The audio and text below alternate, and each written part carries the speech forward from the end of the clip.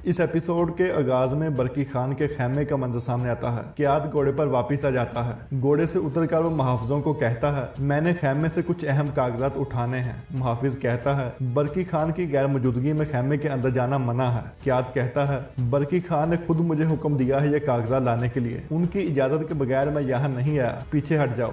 ये कहकर वो खैमे के अंदर चला जाता है। अंदर जाकर वो अहम कागजात को ढूंढने लगता है। थोड़ी देर बाद उसको कागजात मिल जाते हैं। फिर वो आहिस्ता से कहता है, एक बार ये कागजात हलाकू खान की तरफ पहुंच जाएं तो फिर बरकी खान, अर्तुगरुल और पूरे आलम इस्लाम का खात्मा हो जाएगा। इसके बाद वो कागज उठाकर बाहर की तरफ चला जाता है। दूसरी तरफ अर्तुगरुल साहब और उनके साथी आरिक बूका को तलाश कर रहे थे और आहिस्ता आहिस्ता आगे बढ़ रहे थे। फिर बामसी कहता है, मेरे सरदार, हम निशानों के पीछे यहाँ आए हैं लेकिन ये अचानक गायब हो गए हैं। अर्तुगरुल साहब कहते हैं, वो निशान छुपाने में माहिर हैं। इतने में बरकी खान का आदमी कहता है, हम इस जगह को बहुत अच्छी तरह से जानते हैं अर्तुगरुल साहब, दोबारा निशान ढूंढने में काफी वक्त लग सकता है। ये सुनकर अर्तुगरुल साहब कहते हैं, तो आप लोग तलाश जारी रखें, मैं और मेरे सिपाही वापस बरकी खान की तरफ जा रहे हैं। उन्होंने कहा था कि वो हमें कुछ अहम कागजात देंगे। ये कहकर वो रवाना हो जाते हैं। दूसरी तरफ उमर के बिल्ले में सिजमा मुंह लटकाए हुए अपने खैमे में बैठी हुई थी। इतने में इलबिलगे अंदर आती है और कहती है, तुम्हारे चेहरे की तरफ देखकर मुझे शर्म आ रही है और तुम भी शर्म की वजह से अपनी आंखें नहीं उठा पा रही। अब हिसाब का वक्त आ गया है, बताओ ये सब तुमने क्यों किया? सिजमा आगे आकर कहती है, मैंने हर चीज अपने कबीले और खानदान के लिए की है बाजी। इलबिलगे उसे थप्पड़ मारकर कहती है, देखो तुम कितनी गिर गई हो। बहन के तौर पर मैंने हमेशा तुम्हारी मदद की लेकिन तुमने हमेशा मुझसे झूठ बोला। सिजमा कहती है, मैं ऐसा नहीं चाहती थी बाजी, मैं अपने आप को बहुत तेज समझती थी लेकिन मैं गाफिल थी। मेरी कम अकली और मासूमियत की वजह से मैं उनके खेलों को ना देख सकी। मेरे लालच ने मुझे अंधा कर दिया था। मुझे सजाए मौत का खौफ नहीं है लेकिन मैं खौफजदा हूँ कि आप दोबारा मुझसे कभी बात नहीं करेंगी। जब छोटे गलतियां करते हैं तो बड़े अक्सर उनको माफ कर देते हैं। अगर आप चाहो तो मुझे मार दो लेकिन मैं कसम खाती हूँ कि अगर एक और बार आपने मुझे माफ कर दिया तो मैं दोबारा कभी आपको शर्मसार नहीं करूंगी। मुझे अपना हाथ चूमने दें। इलबिलगे अपना हाथ पीछे कर लेती है। फिर सिरमा कहती है, अपनी जहर बहन को माफ कर दो बाजी। इलबिलगे कहती है, मेरी सजा से पहले तुम खुद को सजा दोगी, तुम अपनी लालच की मर्ज में जलती रहो। ये कहकर इलबिलगे बाहर निकल जाती है।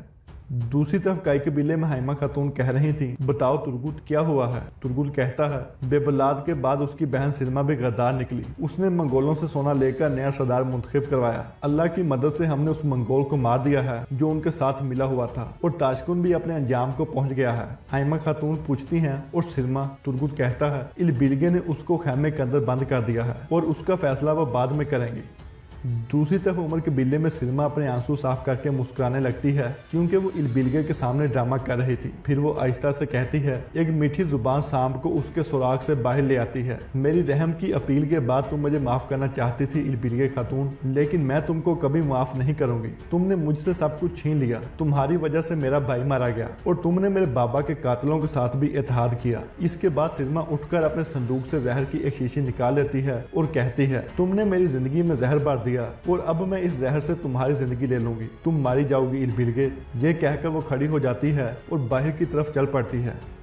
दूसरी तरफ मैंगो कह रही थी, सिरमा खातून ने शर्मिंदा होकर आपसे माफी मांगी है, आपको उसे माफ करके बड़ेपन का मुजाहरा करना चाहिए। इलबिलगे कहती है, तुम सही कह रही हो मैंगो, माफ करना भी एक फजीलत है। वो शर्मिंदा है और उसने मुझसे माफी भी मांगी। मैं उसको माफ कर सकती थी लेकिन पहले मैं जिरगे के आदमियों से मशवरा करना चाहती हूँ। इतने में सिपाही अंदर आकर कहता है, सिरमा खातून आपसे मिलना चाहती है, वो आपसे कुछ अहम बात करना चाहती है। इलबिलगे कहती है, उसे अंदर आने दो। इसके बाद सिरमा और दो मुहाफिज अंदर आ जाते हैं। सिरमा कहती है, बाजी मैं आपको पहले नहीं बता सकती लेकिन मैं आपको कुछ अहम बात बताना चाहती हूँ और मैं वो बात अकेले में करना चाहती हूँ। ये सुनकर इलबिलगे साहब को बाहर जाने का इशारा करती है। सबके जाने के बाद सिरमा कहती है, आप समझ रही हो कि इस सब के पीछे तेमुगे था लेकिन असल में इस सब के पीछे आरिक बूका था। उनका असल हदफ उमर के बिला नहीं बल्कि सरदारे आला अर्तुगरुल साहब और आप थी। दूसरी तरफ बरकी खान अपने खैमे में दाखिल होते हुए कहता है, फौरन कियाद को यहाँ लाओ। ये सुनकर सिपाही बाहर निकल जाता है। फिर बरकी खान अपने आप से बातें करते हुए कहता है, तो वो जहर तुम थे जो हमें अंदर से खा रहा था। इतने में सिपाही अंदर आकर कहता है, क्या चला गया है मेरे खान? बरकी खान कहता है, क्या मतलब है तुम्हारा? वो कहाँ गायब हो गया है? सिपाही कहता है, आखिरी बार उसको आपके खैमे के अंदर दाखिल होते हुए देखा गया था, तब से उसे किसी ने नहीं देखा। बरकी खान खड़ा होकर कहता है, क्या वो मेरे खैमे में आया था? दूसरा सिपाही सिपाही कहता है वो कह रहा था कि आपके हुक्म पर वो यहाँ आया है, इसलिए हम उसे रोक नहीं सके। बरकी खान कहता है मैंने उसे हुक्म नहीं दिया था। ये कहकर वो अपने संदूक की तरफ बढ़ता है। दूसरी तरफ इलबिलगे कहती है वो क्या चाहते हैं। सिरमा कहती है तुम्हारी जिंदगी। ये कहकर वो जहर उसके चेहरे पर फेंक देती है और फिर कहती है तुम ये जहर निकलोगी इलबिलगे खातून, तुम मुझे जलाना चाहती थी, अब तुम जलते हुए मरोगी।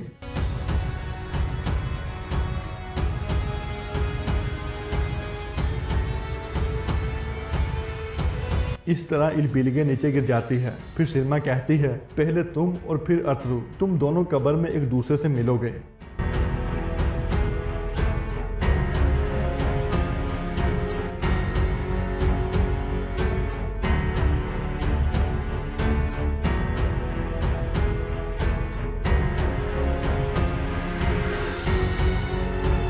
इस तरह इलबिलगे सिरमा को खंजर मारने के बाद गिरकर बेहोश हो जाती है। मैंगो बहुत परेशान हो जाती है। फिर वो जहर की शीशी देखकर कहती है इनको जहर दिया गया है, इनको फौरन काई के बिले में आर्तुक साहब के पास ले चलो। ये सुनकर सिपाही इलबिलगे को उठाकर चल पड़ते हैं, जबकि सिरमा का यहाँ खात्मा हो जाता है।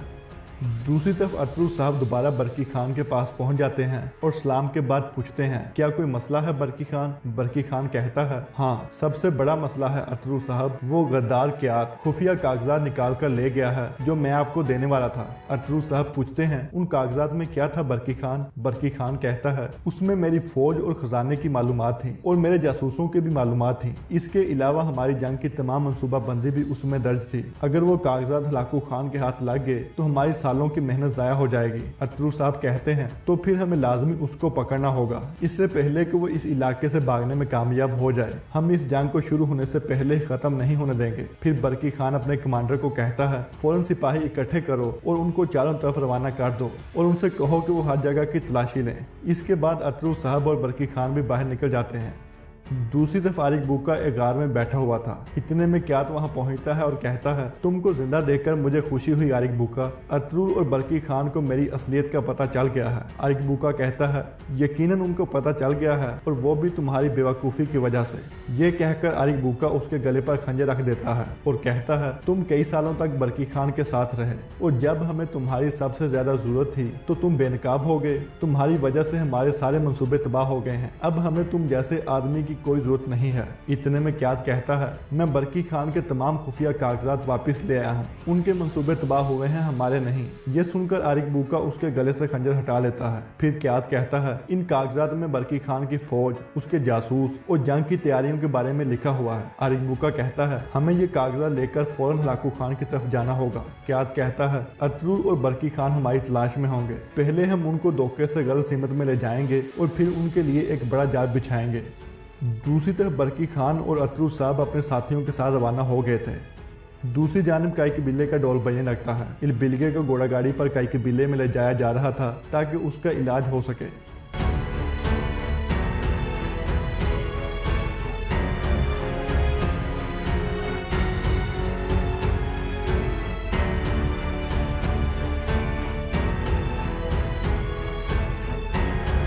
फिर हाइमा खातून पूछती हैं क्या हुआ है इलबिलगे खातून को। मैंगो कहती है सिरमा खातून ने इनको जहर दे दिया है। ये सुनकर हाइमा खातून कहती हैं इनको फौरन शिफा खाने में ले जाओ। फिर सिपाही इलबिलगे को उठाकर शिफा खाने में ले जाता है। खैमे के अंदर मैंगो हकीम आर्तू को जहर की शीशी देती है, जिसे सूंघकर हकीम आर्तू कहता है यह मंगोलों का बनाया हुआ जहर है और ये आमतौर पर जानलेवा साबित होता है। हम अपनी पूरी कोशिश करेंगे, बाकी अल्लाह के हाथ में है। दूसरी तरफ अतरू साहब और बरकी खान अपने सिपाहियों के साथ गद्दार क्यात की तलाश में थे और कोई निशान ढूंढने की कोशिश कर रहे थे। अतरू साहब कहते हैं इस रास्ते पर कोई निशान नहीं है, मेरे ख्याल में उन्होंने ये रास्ता इस्तेमाल नहीं किया। बरकी खान कहता है मेरे सिपाही हर तरफ तलाश कर रहे हैं। इतने में एक सिपाही घोड़े पर आता है और उनको आकर बताता है कि हमने कुछ आदमियों को मछली की तरफ जाते हुए देखा है, उनके चेहरे ढके हुए थे। बरकी खान कहता है लाजमी वो क्यात के आदमी होंगे और खुफिया रास्ते से भागने की कोशिश कर रहे होंगे। अतरू साहब कहते हैं हो सकता है कि वो हमें धोखा देने के लिए नजर आए हों और असल में वो मुखालिफ सीमत में जा रहे हों। बरकी खान कहता है हम दोनों तरफ जाएंगे अतरू साहब, हम मशरिक की तरफ जाते हैं और आप मगरिब की तरफ उनको तलाश करें। इसके बाद वो दो मुख्तलिफ सिमतों में रवाना हो जाते हैं। दूसरी तरफ गाय कबीले में इस बिलगे का इलाज जारी था कि मार्टू कहता है जहर इनके जिस्म में फैल गया है, हमें लाजमी इनको उल्टी करवानी होगी। फिर वो अर्चन खातून को हदायत देते हैं कि उल्टी के लिए दवा तैयार करो। थोड़ी देर बाद वो दवा तैयार करके आती है और इस बिलगे को पिलाने लगती है। दूसरी तरफ अरतुरुल साहब और उनके सिपाही मगरिब की तरफ चले गए थे। वहां पर कुछ आदमी छुपे हुए थे। अब्दुर्रहमान कहता है उनके साथ तारिक बुका नहीं है सरदार, और ना ही कोई तीर अंदाज है। अरतुरुल साहब कहते हैं अगर वो इस रास्ते से नहीं भाग रहे तो हमें पता लगाना होगा कि वो किस रास्ते से भाग रहे हैं। फिर अरतुरुल साहब कहते हैं बामसी, तुम जानते हो कि क्या करना है, मैं उनके सामने जा रहा हूँ। ये कहकर अरतुरुल साहब खड़े हो जाते हैं और बाकी सिपाही उनके पीछे तीर कमान लेकर आगे बढ़ने लगते हैं।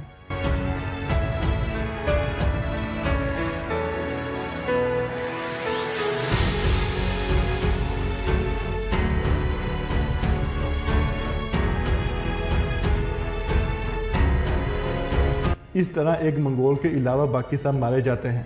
उसको जानबूझकर जख्मी किया गया था। फिर अरतुरुल साहब उससे पूछते हैं बताओ कियात और आरिक बुका कहाँ से भागने की कोशिश कर रहे हैं। आदमी कहता है मैं नहीं जानता। फिर अरतुरुल साहब तीर को पकड़कर घुमाने की कोशिश करने लगते हैं।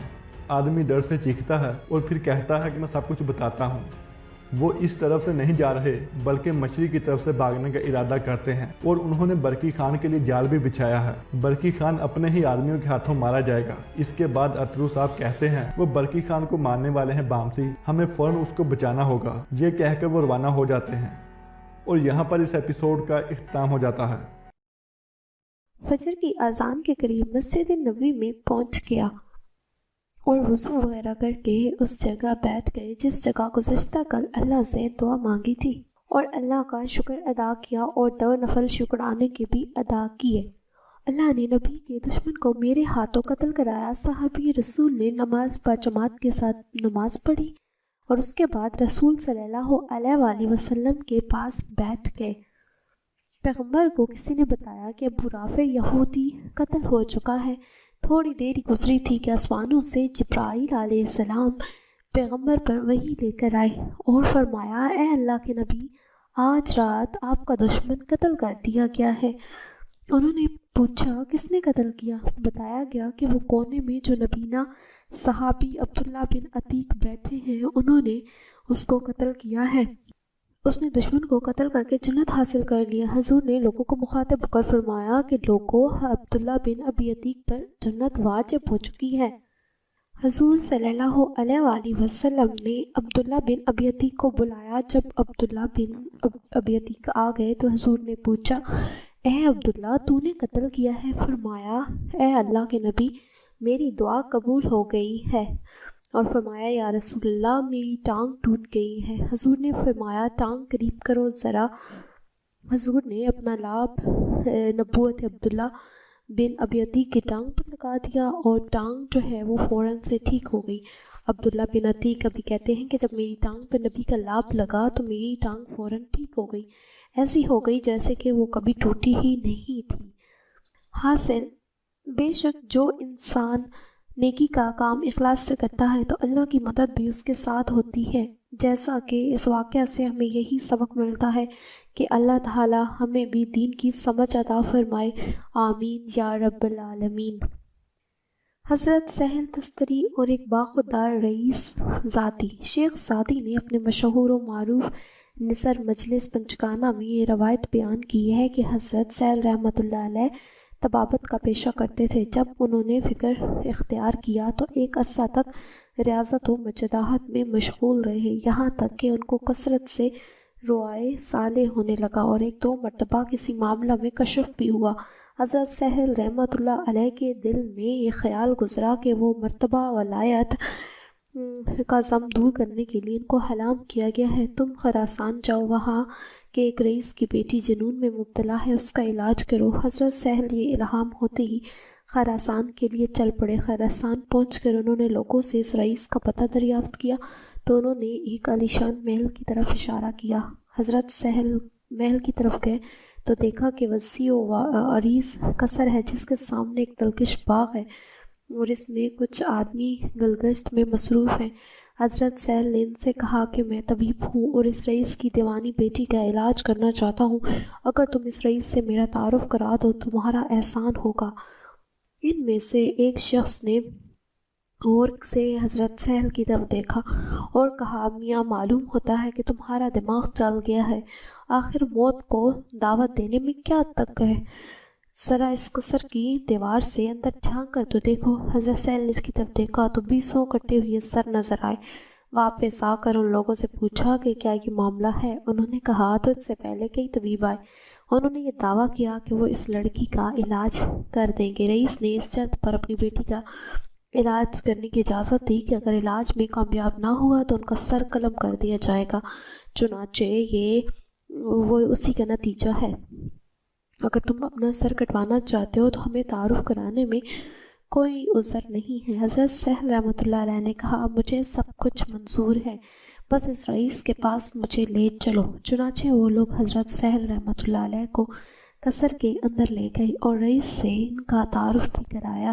رئیس اس وقت چند آدمیوں کے ساتھ گفتگو کر رہا تھا۔ اس نے حضرت سہل کو اشارہ کیا کہ بیٹھ جائیں۔ جب وہ آدمی چلے گئے تو رئیس حضرت سہل سے یوں مخاطب ہوا، رئیس یہاں آنے سے تمہارا کیا عرض ہے؟ حضرت سہل نے سنا ہے کہ تمہاری ایک لڑکی ہے جو جنون کے عارضہ میں مبتلا ہے، میں اس کے لیے علاج کے لیے آیا ہوں۔ رئیس نے پہلے میرے محل کی دیوار کے اندر تو نگاہ ڈالو۔ حضرت سہل میں نے سب کچھ دیکھ لیا ہے۔ رئیس ان کا جواب سن کر بہت حیران ہوا اور سمجھا کہ یہ کوئی بہت بڑا بلند پایا طبیب ہے جو پہلے طبیبوں کا حشر دیکھ کر بھی علاج پر ہی تلا ہوا ہے۔ چنانچہ انہوں نے اس کو زنان خانے میں جانے کی اجازت دے دی۔ شہزادی کو تیار کرایا گیا، ایک طبیب اسے دیکھنے آیا ہے۔ تھوڑی دیر کے بعد اندر سے اطلاع آئی کہ لڑکی طبیب سے ملنے کے لیے تیار ہے۔ چنانچہ رئیس نے حضرت کو اپنے ساتھ لیا اور حرم سرا میں داخل ہوا۔ جب دونوں لڑکی کے کمرے تک پہنچے تو لڑکی نے کانیز کو آواز دی، میرا نقاب لاؤ تاکہ میں نقاب کر لوں۔ رئیس کو بڑی حیرت ہوئی، اس سے پہلے کتنے ہی طبیب آئے لیکن لڑکی نے کسی سے پردہ نہیں کیا۔ اس طبیب میں معلوم نہیں کیا بات ہے کہ لڑکی نے نقاب کی بھی بات کی ہے۔ وہ اپنے خیالات کو ضبط نہ کر سکا اور لڑکی کے سامنے ان کا اظہار کر دیا۔ لڑکی نے جواب دیا وہ مرد نہیں تھے، مرد یہ ہے۔ جواب آیا ہے۔ رئیس لڑکی کا جواب سن کر سب ٹپا گیا، اس کی سمجھ میں بھی نہ آیا۔ حضرت سہل رحمۃ اللہ علیہ لڑکی کے پاس گئے اور السلام علیکم کہا۔ رئیس سعدی وعلیکم السلام، میں پسر خاص۔ حضرت سہل رحمۃ اللہ علیہ تم نے کیسے سمجھا کہ میں پسر خاص ہوں؟ رئیس سعدی جس نے تم کو یہاں بھیجا ہے اس نے مجھ کو بھی متنبہ کر دیا ہے۔ تمہیں اللہ نے ایسی نعمت سے نوازا ہے جس سے روح کو تسکین ملتی ہے، اس وجہ سے میں خجالت محسوس کر رہی ہوں۔ رئیس یہ گفتگو سن کر عالم تحیر میں کھو گیا اور ساکت و صامت دیکھنے لگا کہ اب کیا ہوتا ہے۔ ادھر حضرت سہل رحمۃ اللہ علیہ سمجھ گئے کہ لڑکی کو جنون نہیں ہے بلکہ کوئی اور شے ہے۔ انہوں نے قرآن کریم کی ایک آیت پڑھی، شاید اس میں علاج ہو اور لڑکی کو سکون میسر آ جائے۔ رئیس نے جو ہی یہ آیت پڑھی، رئیس سعدی خش کھا کر گر پڑی۔ تھوڑی دیر بعد ہی جب وہ ہوش میں آئی تو حضرت سہل رحمۃ اللہ علیہ نے اس سے دریافت کیا اور کہا کہ تجھے اس سرزمین اسلام میں میں لے جاؤں۔ رئیس سعدی سرزمین اسلام میں کیا شے ہے جو یہاں نہیں ہے؟ حضرت سہل رحمۃ اللہ علیہ عرض کرتے ہیں اسلام میں کعبہ معظمہ ہے اور رئیس سعدی نادان اگر تو کعبے کو دیکھے تو اسے پہچان لے گا۔ حضرت سہل ہاں۔ رئیس سعدی میرے سر کے اوپر نگاہ ڈالو۔ حضرت سہل نے اوپر نظر ڈالی تو ایک عجیب منظر دکھائی دیا۔ یہ ان کی نظر کے سامنے کعبۃ اللہ موجود تھا جو لڑکی کے سر کے گرد طواف کرتا معلوم ہوتا تھا۔ حضرت سہل رحمۃ اللہ علیہ یہ نظارہ دیکھ کر حیران رہ گئے اور پھر بے ہوش ہو کر گر پڑے۔ تھوڑی دیر کے بعد ہوش میں آئے تو رئیس سعدی سے پوچھا تو نے یہ مرتبہ کس طرح حاصل کیا ہے؟ رئیس سعدی نادان تمہیں معلوم ہونا چاہیے کہ جو شخص اپنے پاؤں کے ساتھ کعبہ جاتا ہے وہ کعبہ کا طواف کرتا ہے اور جو اپنے دل کے ساتھ کعبہ جاتا ہے وہ کعبہ کی طرف طواف کرتا ہے، اور تجھے یہ بھی جان لینا چاہیے کہ ابھی خدا سے ایک قدم دور ہے۔ اگر تمہاری خواہش میں ہو تو تمہارے لیے اس راز کو فاش کر دیتی ہوں، جلدی بتاؤ جاننا چاہتے ہو یا نہیں؟ حضرت سہل میری جان تم پر قربان، جلدی کرو میں دیوانہ ہو جاؤں گا۔ جس نے اپنے نفس کو جان لیا اس نے اپنے رب کو پہچان لیا۔ رئیس ذاتی کا جواب سن کر حضرت سید دستری کے سارے حجابات دور ہو گئے اور انہیں معلوم ہو گیا کہ دنیا میں اللہ کے بہت سے ایسے بندے ہیں جو ان سے کہیں بلند مرتبہ پر فائز ہے۔ چنانچہ اس کے دل سے اپنی ولایت اور پڑھائی کا خیال یکسر جاتا رہا۔ اس طرح اللہ تعالیٰ نے اس واقعے کے ذریعے کو تربیت کر دیا کہ گمراہ ہونے سے بچا لیا۔ حاصل بے شک اللہ والوں کی شان ہی نرالی اور انوکھی ہے۔ وہ دنیا سے بے نیاز ہو کر زندگی گزارتے ہیں۔ اللہ تعالیٰ ہمیں اولیاء اللہ کی قدر کرنے اور ان کے نقش قدم پر چلنے کی توفیق عطا فرمائے، آمین یا رب العالمین۔ عبادت الہی کا صلہ۔ بنی اسرائیل میں 2 بھائی تھے جن میں ایک مسلمان تھا اور دوسرا کافر تھا، اور دونوں دریا کے شکاری کافر بت کو سجدہ کرتا تھا، مگر جب مچھلیوں کے لیے جال دریا میں ڈالتا تو اس قدر مچھلیاں اس میں آ جاتی کہ اس کو کھینچنا مشکل ہو جاتا تھا، مگر مسلمانوں کے اس جال میں ایک صرف ایک ہی مچھلی آتی تھی اور اسی پر وہ صبر کے ساتھ خدا کا شکر ادا کرتا تھا۔ اتفاقاً ایک روز اس مسلمان کی بیوی اپنے مکان کی چھت پر گئی تو اس کی نظر کافر کی بیوی پر پڑ گئی جو زیور اور بہترین لباس سے آراستہ تھی۔ یہ دیکھ کر اس مسلمان کی بیوی کے دل میں وسوسہ پیدا ہوا کہ کاش میں بھی ایسی ہوتی۔ تو کافر کی بیوی بولی، تو اپنے شوہر کو آمادہ کر لے، وہ بھی میرے شوہر کے معبود یعنی بت کی عبادت کیا کرے۔ حاجی ماں کہتا ہے، جب میں حیدرآباد جیل گیا تو حضور صلی اللہ علیہ وآلہ وسلم کی زیارت ہوئی مجھے، اور آپ صلی اللہ علیہ وسلم نے کہا، بیٹے گھبرانا نہیں، تو پھانسی کے تختے پر چڑھا تو تیری شہادت کی موت ہوگی۔ حاجی ماں کہتے ہیں، میں نے اس کو ختم کیا، میرے خون کے کپڑے اس کے خون سے خون آلودہ ہو گئے، پلید خون سے، مرتد کے خون سے نفرت آ رہی تھی، بدبو آ رہی تھی۔ میں سیدھا تھانے چلا گیا، قریب تھانہ تھا۔ تھانے دار نے مجھے دیکھ کر سر پر پکڑی نہیں، ہاتھ میں کلاڑی ہے، کپڑے خون سے بھرے ہیں۔ وہ تھانے دار مجھے جانتا تھا، میں شریف آدمیوں میں شمار ہوتا تھا، کبھی کبھی مسجد میں اذان بھی دیتا تھا۔ تھانے دار نے کہا، ماں خیر ہے؟ میں نے کہا، کل جس کتے نے، جس مرتد نے، جس لان نے، جس گستاخ نے گستاخی کی تھی، الحمدللہ آج وہ میری زبان خاموش ہو چکی ہے، اس کے خون کو کتے چاٹ رہے ہیں، مجھے ہتھکڑی لگاؤ، مجھے گرفتار کرو۔ تھانے دار خود کانپنے لگا، رونے لگا، اپنی ٹوپی اتار کر میرے پاؤں میں ڈال دی اور کہنے لگا، میں تجھے گرفتار کر کے محمد صلی اللہ علیہ وآلہ وسلم کی شفاعت سے محروم نہیں رہ سکتا۔ پولیس والے دوڑ دوڑ کر حاجی ماں کے لیے دودھ لا رہے تھے، رو رہے تھے، کہتے ہیں، ہم میں سے وہ کارنامہ نہ ہو سکا کسی سے جو ایک بوڑھے نے کر دیا۔ حاجی ماں تجھے مجرم کہیں یا محمد کا عاشق کہیں، تجھے ہتھکڑی لگا کر محمد کے سامنے شرمندہ ہو جائے، میں حکومت کی پٹی اتار کر دے دوں گا، مگر تجھے گرفتار کر کے محمد صلی اللہ علیہ وآلہ وسلم کے سامنے شرمندہ نہیں ہوں گا۔ میں اوپر اطلاع دے دیتا ہوں۔ ماں کہنے لگا، تو میرا مہمان ہے، تو قاتل نہیں ہے، محمد صلی اللہ علیہ وآلہ وسلم کا عاشق ہے۔ سبحان اللہ۔ حاجی ماں کہتے ہیں، انہوں نے میری بڑی خدمت کی، سکر پولیس کو اطلاع دے دی، وہ بھی آئے، میرے قریب کوئی بھی نہ آیا، مجھے کہا کار میں بیٹھ جاؤ۔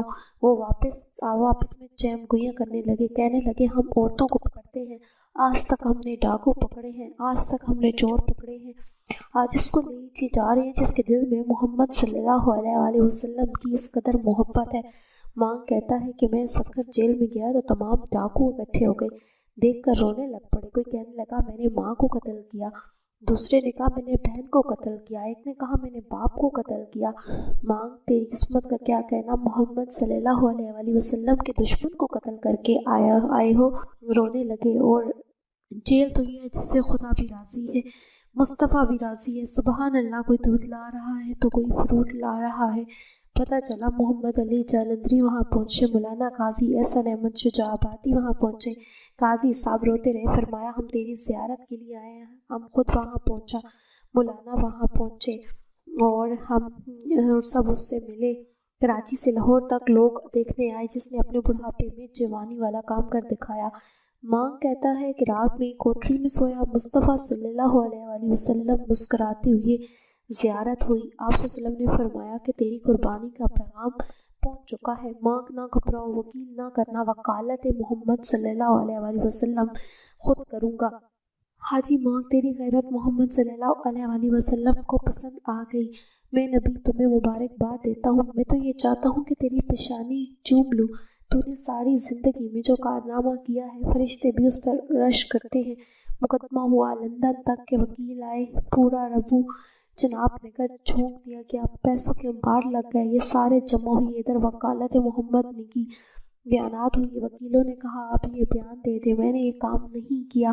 مانگ نے کھڑے ہو کر کہا میں نے یہ کام کیا ہے، یہ کلہاڑی اب بھی موجود ہے، جو بھی میرے مصطفیٰ صلی اللہ علیہ وآلہ وسلم کی گستاخی کرے گا اس پر یہی کارروائی کروں گا۔ 30 سال تک مقدمہ چلا۔ جج نے جو فیصلہ لکھا ہے وہ سن لو۔ جج نے جب حالات سنے تو اس نے فیصلہ لکھا کہ محمد صلی اللہ علیہ وآلہ وسلم کا غلام، نبی کا عاشق، پیغمبر کا امتی، محمد عربی کا دیوانہ سب کچھ برداشت کر سکتا ہے، اپنے نبی کی توہین برداشت نہیں کر سکتا۔ جب عبداللہ نے نبی کی گستاخی کی، حاجی مانگ دیوانہ بن گیا اور حاجی مانگ کی عقل کا ٹھکانہ نہ رہا۔ حاجی آپے سے باہر ہو گیا اور اس نے اس وقت قتل کر دیا۔ اس کی عقل ٹھکانے نہیں تھی، جس کی عقل ٹھکانے اس پر قانون لاگو نہیں ہوتا۔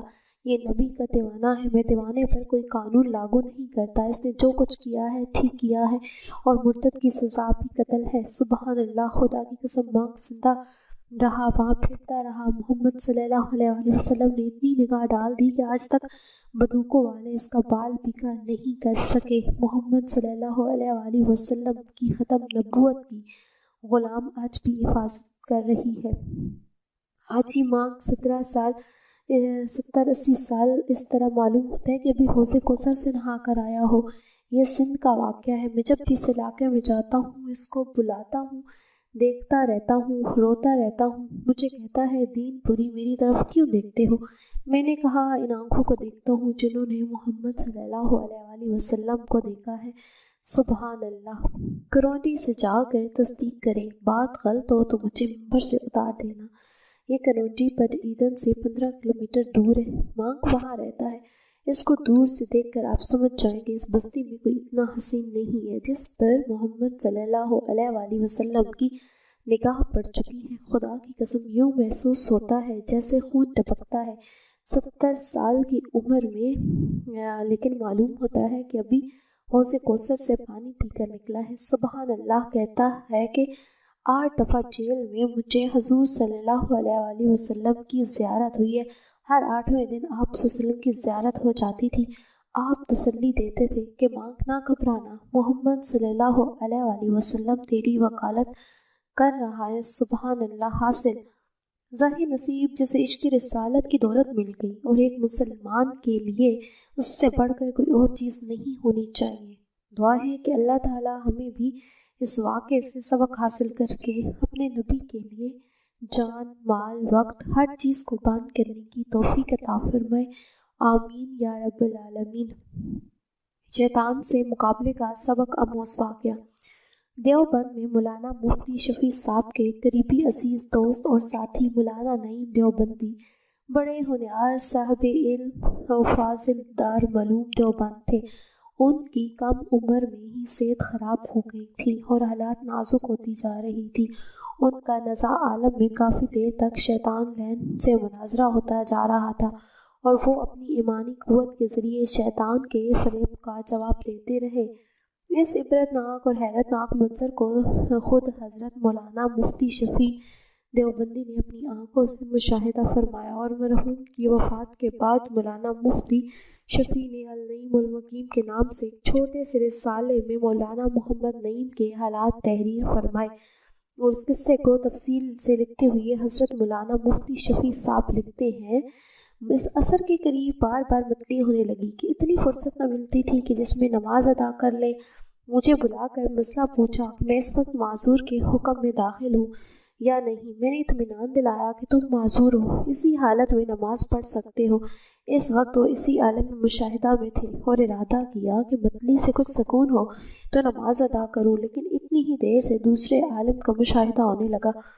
بعد نماز مغرب جب اہکر پہنچا تو حاضرین نے بیان کیا کہ کچھ دیر سے حواس میں اختلال ہے اور ہذیان کی باتیں کر رہے ہیں، لیکن جب اہکر داخل ہوا تو اچھی طرح پہچان کر مسرت کا اظہار کیا اور فرمایا کہ میرے سر پر ہاتھ رکھ کر اور دعا پڑھو اور حضرت میاں صاحب و مولانا حضرت مولانا اصغر حسین دامت برکتہم محدث دارالعلوم دیوبند سے میرا سلام کہہ دیجیے گا۔ اس کے بعد ہی شیطان رجیم سے مناظرہ ہوا اور تقریباً 1.5 گھنٹہ تک اس کا سلسلہ احکر کے موجودگی میں جاری رہا۔ اس سلسلے میں مجھے خطاب کر کے کہا کہ مردود مجھے عصر کے وقت سے تنگ کر رہا ہے۔ اب معلوم ہوا کہ حاضرین جسے ہذیان سمجھ رہے تھے وہ ہذیان نہیں بلکہ اس مردود کے ساتھ خطاب تھا۔ مرحوم کی ہمشیرہ پاس موجود تھی اور دوسرے بہت سے لوگ بھی اس کے پاس تھے، مرد عورت۔ ان کا بیان ہے کہ مغرب سے کچھ دیر پہلے جو کہ جمعہ کے روز بہت سی روایات و آثار کے اعتبار سے قبولیت دعا کی گھڑی ہوتی ہے۔ اول مختصر سی وصیت اپنے ودون کی قضا شدہ نمازوں کے متعلق کی اور پھر بہت گڑ گڑا کر تضاوزاری کے ساتھ حق تعالیٰ سے دعا کی، اے میرے پروردگار، میں بہت بد عمل و سیاہکار ہوں، ساری عمر معاصیوں غفلتوں میں گزاری ہے، میں تجھے کس طرح منہ دکھاؤں گا، لیکن تیرا ہی ارشاد ہے، یعنی میری رحمت میرے غضب پر سبقت لے جاتی ہے، اس لیے میں تیری رحمت کا امیدوار ہوں۔ یہ تضاوزاری کی دعا اس شان سے ہوئی کہ عالم حاضرین پر وقت طاری تھی۔ دعا کا سلسلہ ختم نہ ہوا کہ بآواز بلند کہا، میں تمیم کروں گا۔ ہمشیرہ نے مٹی کا تھیلا سامنے کر دیا، تمیم کرتے ہوئے یہ کہنا شروع کیا کہ مردود، تجھے بتلاؤں گا کہ تو مجھے حق تعالیٰ کی رحمت سے مایوسی کس طرح کرنا چاہتا ہے۔ میں بھی مایوس نہیں ہوں گا، مجھے اس کی رحمت سے بڑی امیدیں ہیں اور اس کی رحمت کا بھروسے پر کہتا ہوں کہ میں ضرور جنت میں جاؤں گا۔ تو ایک موٹی سی کتاب لے کر اس وقت مجھے بہکانے آیا ہے۔ تجھے اس لیے یہ جرأت ہوئی کہ 17 روز سے مسجد نہیں گیا، مگر میری یہ غیر حاضری خدا کے حکم سے ہے۔ اس کے بعد آیت کریمہ اس نے پڑھی اور بار بار پڑھتے رہے اور شیطان سے مخاطب ہو کر کہا کہ مردود، تو یہ بھلا نہ چاہتا ہے اور میں اس کو نہیں بھول سکتا۔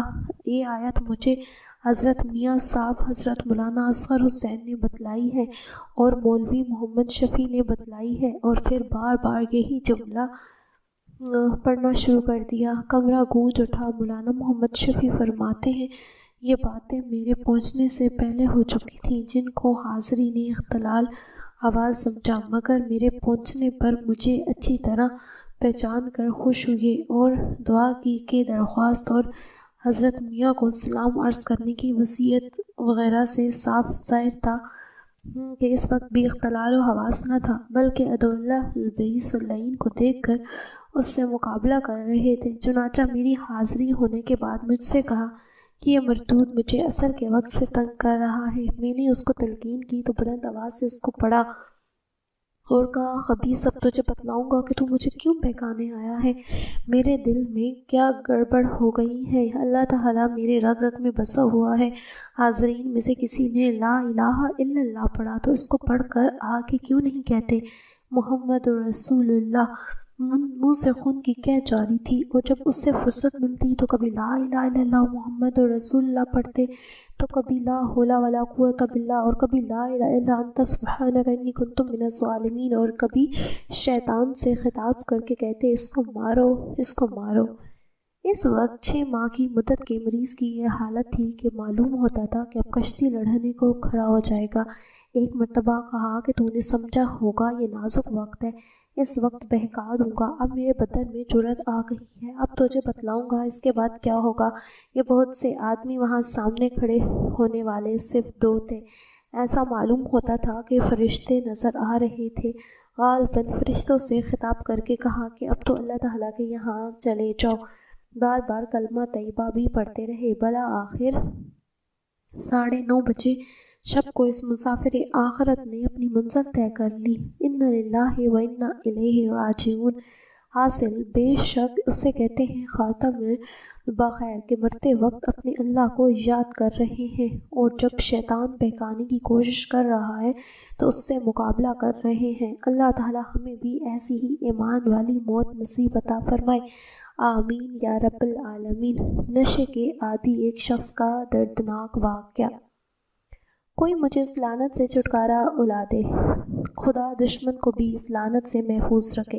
یہ تو انسانوں کا کہیں کبھی نہیں چھوڑتی۔ ان خیالات کا اظہار چنیسر گوٹ کے رہنے والے ایک شخص ابراہیم نے کیا، جو ہیروئن کی لت میں پڑ کر سارا دن ادھر ادھر مارا پھرتا رہتا تھا۔ ابراہیم کے بارے میں پتہ چلا کہ وہ اچھا خاصا ویلڈر تھا۔ یہ خوبصورت نوجوان دن بھر محنت کر کے اپنی بیوی بچوں کے ساتھ سکون کی زندگی بسر کر رہا تھا۔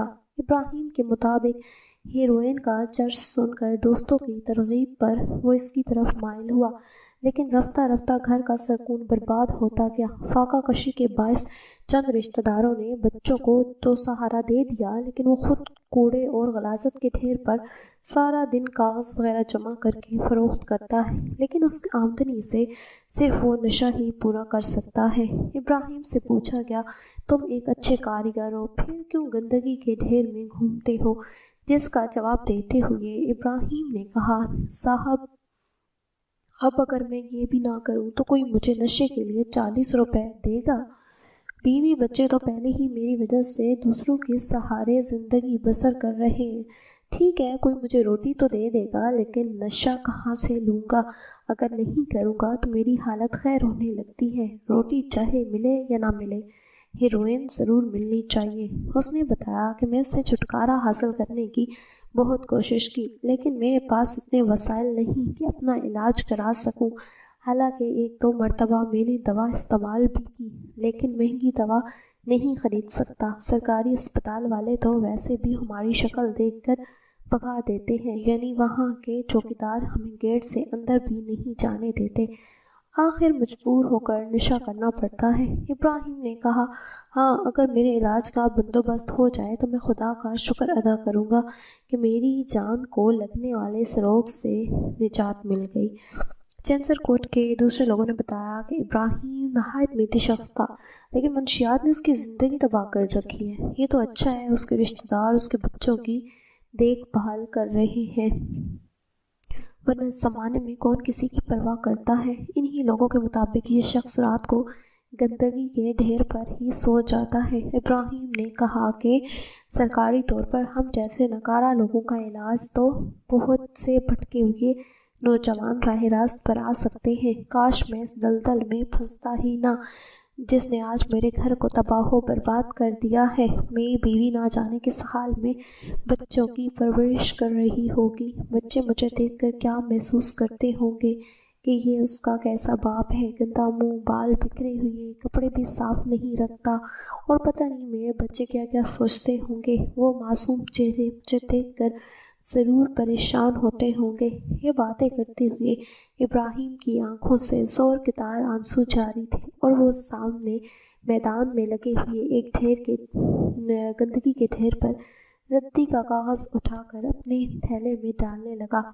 حاسد یعنی نشہ انسان کے لیے زہر قاتل ہے۔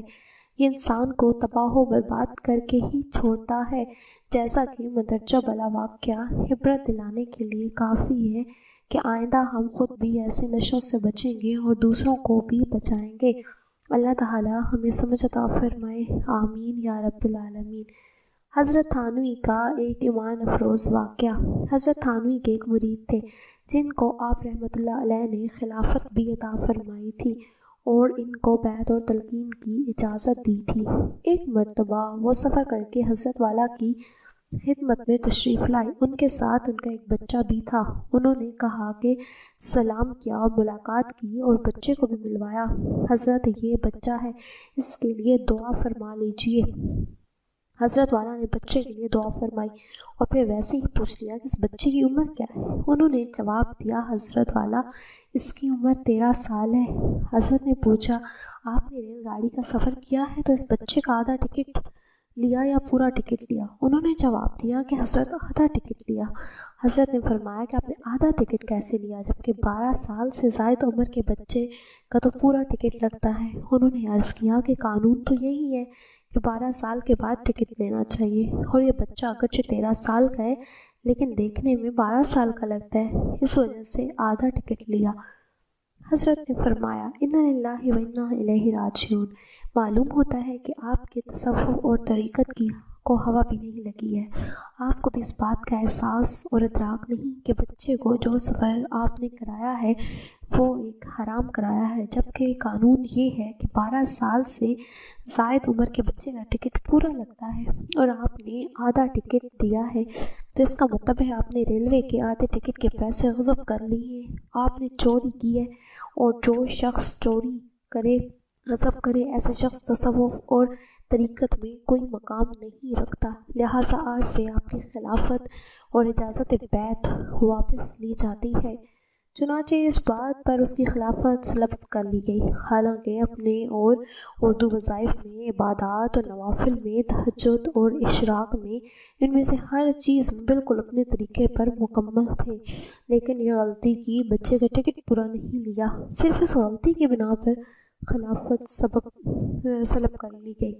حضرت والا رحمۃ اللہ علیہ کی طرف سے اپنے سارے مریدین اور متعلقین کو یہ ہدایت تھی کہ جب کبھی ریلوے میں سفر کرو اور تمہارا سامان اس مقدار سے زیادہ ہو جتنا ریلوے نے تمہیں مفت لے جانے کی اجازت دی ہے، تو اس صورت میں اپنے سامان کا وزن کراؤ اور زائد سامان کا کرایہ ادا کرو۔ اور حضرت والا کا اپنا واقعہ ہے کہ ایک مرتبہ ریلوے میں سفر کے ارادے سے اسٹیشن پہنچے۔ گاؤں کے آنے کا وقت قریب تھا۔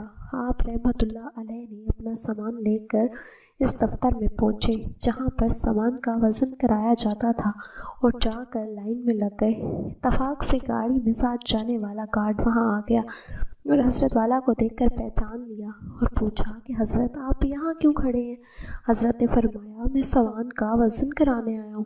گارڈ نے کہا آپ کو سامان کا وزن کرانے کی کیا ضرورت ہے؟ آپ کے لیے تو کوئی مسئلہ ہی نہیں ہے، آپ کے ساتھ گاڑی میں جا رہا ہوں، آپ کو زائد سامان کا کرایہ دینے کی بالکل بھی ضرورت نہیں ہے۔ حضرت نے پوچھا تم میرے ساتھ کہاں تک جاؤ گے؟ گارڈ نے کہا فلاں اسٹیشن تک جاؤں گا۔ حضرت نے پوچھا اسٹیشن کے بعد کیا ہوگا؟ گارڈ نے کہا اس اسٹیشن کے بعد دوسرا گارڈ آئے گا، میں اس کو بتا دوں گا کہ یہ حضرت رحمۃ اللہ علیہ کا سامان ہے، اس کے بارے میں کچھ پوچھ گچھ مت کرنا۔ حضرت نے پوچھا کہ وہ گارڈ میرے ساتھ کہاں تک جائے گا؟ وہ تو اور آگے جائے گا، اس سے پہلے ہی آپ کا اسٹیشن آ جائے گا۔